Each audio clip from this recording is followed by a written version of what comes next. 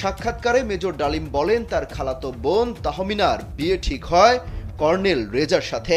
Dhaka ladies ক্লাবে বিয়ের আয়োজন করা হয়, সেখানে জিয়াউর রহমান সহ সবাই হাজির হয়েছিলেন।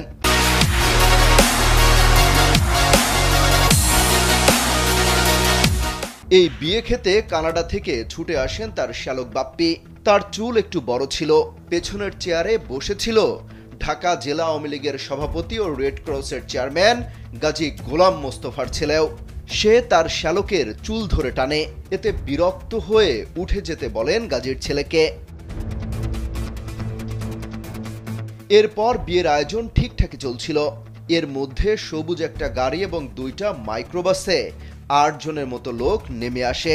মেজর ডালিমের দাবি তাদের সবার হাতেই স্ট্যান্ড গান ছিল।